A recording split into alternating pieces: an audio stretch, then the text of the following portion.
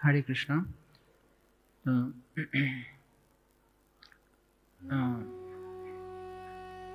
আমরা যে অধ্যায় পড়ছি দেবহূতির অনুতাপ, সেই অধ্যায়েরই একদম শেষ অংশে যেখানে এখন দেবহূতি অনুতাপ করছেন যে আমি এইরকম মহাত্মার সঙ্গ লাভ করা সত্ত্বেও আমি তার লাভ ওঠাতে পারিনি,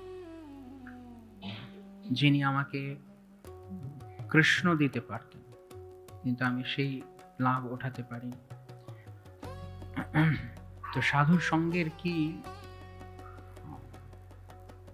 মহিমা রয়েছে সেই কথা এখানে বলা হচ্ছে, যেখানে দেবহূতি অনুতাপ করছেন যে আমি সাধুর সঙ্গ লাভ করেও যা আমার পাওয়ার কথা ছিল আমি তা পেতে পারি। তার মানে সাধু কি দিতে পারেন যে আমরা তা যদি গ্রহণ না করি তাহলে আমাদের দুর্ভাগ্য কেমন হয়। বলা হচ্ছে সঙ্গ ইহ সংস্কৃতির হেতু, অসৎস যেই সঙ্গের দ্বারা এই জড়জগতে আমরা আবদ্ধ হয়ে পড়ি। সংস্কৃতি মানে জন্ম মৃত্যুর চক্র, সংস্কৃতি বা সংস্কৃতি জন্ম মৃত্যুর চক্র, হেতু কারণ। সঙ্গ ইহ সংস্কৃতির হেতু, যেই সঙ্গ এই জড়জগতে জন্ম মৃত্যুর চক্রে আবদ্ধ হয়ে পড়ার কারণ, সেই একই সঙ্গ সেটা কোন কারণে হচ্ছে জড়জগতে আবদ্ধ? অসৎস। যখন অসতের সঙ্গ হয় তখন জগতে বন্ধন। আবার তারপরে বলা হচ্ছে সেই সঙ্গ স এইব সাধু সুকৃত নিঃসঙ্গত্বয় কল্পতে। আরেক জায়গায় শ্রীমদ্ ভাগবতমে বলা হচ্ছে কপিল দেবের শিক্ষাতেই স এইব সাধু সুকৃত মোক্ষদ্বারম অপাবৃত। একই অর্থ। আরো পরে গেলে আমরা পাবো, যখন কপিল দেব তার মাকে উপদেশ দিচ্ছেন সেই অংশে পাবো। আর এইখানে বলা হচ্ছে স এব সাধু সুকৃত নিঃসঙ্গত্বায় কল্পতে। খুব গুরুত্বপূর্ণ। যার সঙ্গ লাভ হলে আমরা নিঃসঙ্গ হয়ে যাব। কি বলা আছে? যেই সঙ্গে গেলে আমরা নিঃসঙ্গ হয়ে যাব। কারা কারা নিঃসঙ্গ হতে চান? আচ্ছা, এখন তো না বুঝেই হাত তুলে। নিঃসঙ্গ হওয়া মানে কি? নিঃসঙ্গত্বায় কল্পতে। নিঃসঙ্গ মানে এখানে প্রভুপাদ অনুবাদ করেছেন মুক্তি। তাহলে নিঃসঙ্গ মানে মুক্তি, তার মানে সঙ্গ মানে কি? নিঃসঙ্গ যদি মুক্তি হয় তাহলে সঙ্গ কি? নিঃসঙ্গ মানে মুক্তি, আর সঙ্গ বন্ধন। নিঃসঙ্গ যদি মুক্তি হয় তাহলে সঙ্গ মানে বন্ধন। স্বাভাবিক, বোঝা যাচ্ছে। সঙ্গতে বন্ধন, নিঃসঙ্গতে মুক্তি। নিঃসঙ্গত্বায় কল্পতে, মুক্তির কারণ। আগে বলা হচ্ছে সংস্কৃতির হেতু, বন্ধনের কারণ। তারপরে বলা হচ্ছে নিঃসঙ্গত্বায় কল্পতে, অর্থাৎ মুক্তির কারণ। তো সঙ্গ বিষয়টি ধারণা অনুযায়ী সঙ্গ নিজে নিরপেক্ষ। এরকম নয় যে সঙ্গ কাউকে প্রভাব, মানে সঙ্গের একা কোনো ফল রয়েছে এরকম। সঙ্গটা কার সঙ্গ হচ্ছে তার উপরে নির্ভর করছে। দুই জায়গাতেই সঙ্গ রয়েছে। এখানে বলা হচ্ছে সঙ্গ ইহ সংস্কৃতির হেতু। সমস্যাটা কি? এই জগতে জন্ম মৃত্যুর চক্রে পড়াটা হচ্ছে সমস্যা।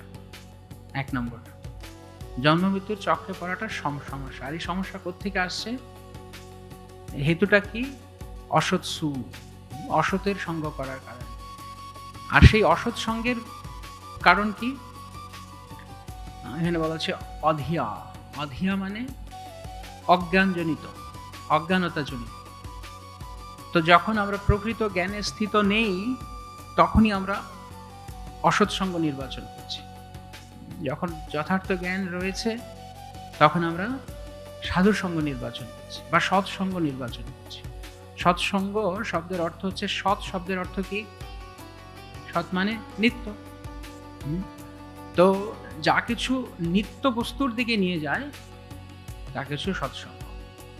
সৎসঙ্গের সহজ স্বাভাবিক সংজ্ঞা হচ্ছে এইটা। সৎসঙ্গ বলতে কোনো বিশেষ গোষ্ঠীকে মিন করে না, বোঝায় না। বা সৎসঙ্গ বলতে কেবল সবাই এক জায়গায় এসে গপ্প করাটাকেই সৎসঙ্গ বলে না। সৎসঙ্গ মানে যে সঙ্গে আসার পর আমরা নিত্য বস্তুকে নিয়ে আলোচনা করি, সেটি সৎসঙ্গ। তো নিত্য বস্তুকে কৃষ্ণ, কৃষ্ণ একমাত্র নিত্য। তার মানে অসৎসঙ্গ কি? সৎসঙ্গ, সৎ মানে নিত্য, সঙ্গ মানে কারোর মেলামেশায়, কারোর সান্নিধ্যে আসা। তো যার সান্নিধ্যে গেলে নিত্য বস্তুর প্রতি আকর্ষণ জন্মাবে, সেটি হচ্ছে সৎসঙ্গ। তাহলে অসৎসঙ্গ কি? সৎসঙ্গ আমি বললাম, অসৎসঙ্গ আপনারা বলুন। একজন তো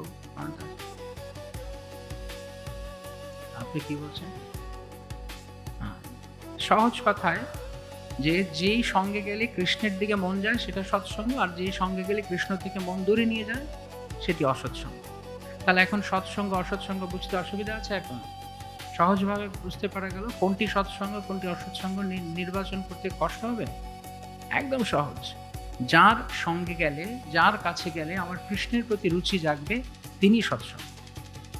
আর যার কাছে গেলে অনিত্য বস্তুর প্রতি, অসৎ বস্তুর প্রতি মোহ জন্মাবে, সেটি অসৎসঙ্গ। একদম সরল ভাষায়। তো এখন এইটুকু যদি আমরা নীতিগতভাবে এইটাকে বুঝতে পারি, এবার কখন কোন জায়গায় কোনটি সৎসঙ্গ অসৎসঙ্গ সেটি আমার নিজের নির্বাচন করা আমার নিজের বিচক্ষণতার উপরে নির্ভর করে। কেন কি?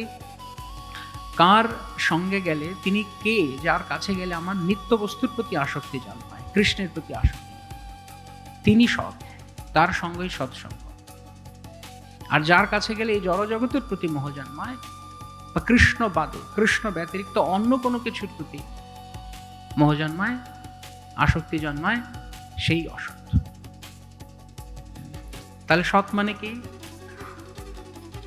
সৎ সঙ্গ বা সৎ বলতে কাদের বোঝানো হচ্ছে? যার মালা তিলক আছে, যে ধুতি শাড়ি কুর্তা বা ইত্যাদি পড়ছে, যে ইস্কনে যোগ দিয়েছে, যে দীক্ষা গ্রহণ করেছে, বা অনেক উঁচু পদে আছে, অনেক সেবা করছে, এগুলো সৎসঙ্গ। এটা একদিক থেকে আমরা ধরে নিই যে যারা এগুলো গ্রহণ করেছে তারা সৎ, কেন? তারা কমসে কম কৃষ্ণের দিকে আসার চেষ্টা করেছে। কিন্তু প্রকৃত অর্থে সৎ বলতে যে নিত্য বস্তুর প্রতি যিনি আসক্ত, তিনি সৎ। বলা হচ্ছে কৃষ্ণের সকলই গুণ ভগতে সঞ্চার। তো ভক্ত, তিনি কৃষ্ণের যত গুণ রয়েছে তার সমস্ত গুণ ভক্তের মধ্যে আসে। সর্বমহাগুণগণ বৈষ্ণব শরীর। তো কৃষ্ণ নিত্য বস্তু, তাহলে কৃষ্ণের সঙ্গে যে আসবে সেই কি হবে?